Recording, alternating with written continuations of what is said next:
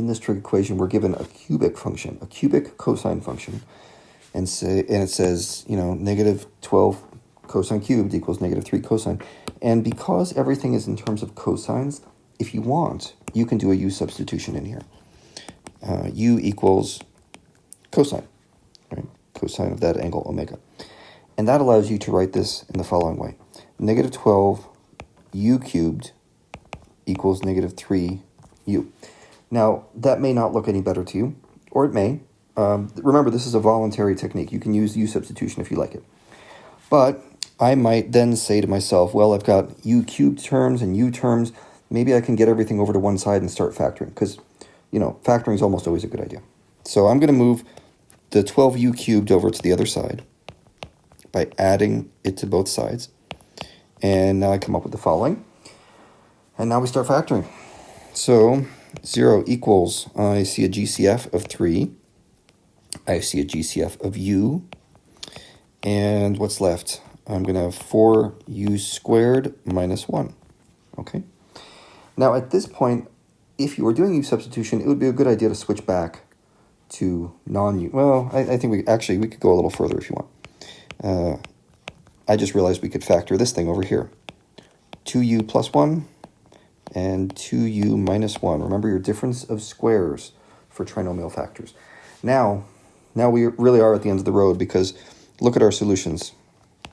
U equals 0, negative 1/2, and positive 1/2 from each of those parentheses in order.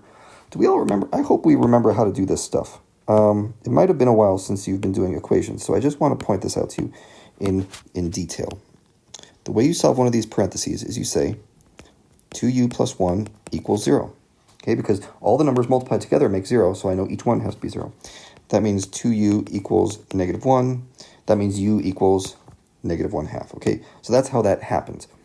Now, these are my three solutions, but remember, we weren't trying to solve for u. We were trying to solve for cosine of omega. So that gives me this. Cosine of omega equals 0 and plus or minus 1/2. Well, now it's time to go to your unit circle, which is like every single trig problem that you're going to do. Where does the cosine, in other words, the x value, equal 0 or plus and minus 1/2? Well, the zeros are easy. Okay, I know there are 0 values for x right along the y-axis. And then for plus and minus 1/2, well, 1/2 is not a big amount. I know that's pretty close to the y-axis, a little to either side. And here are all the values. So now we just have to figure out what all these angles are in here. And if you remember your unit circle visually, that's what I recommend. This becomes a pretty easy process. Let's see, we've got pi over 3. That's the first angle right here. Okay, then we have pi over 2. That's this guy right there. And what's next? Looks like 2 pi over 3 and 4 pi over 3. And I'm running out of space. 3 pi over 2. Forget it, I'm just going to the next line. And 5 pi over 3. So kind of a long list, but that is kind of how these problems tend to go sometimes.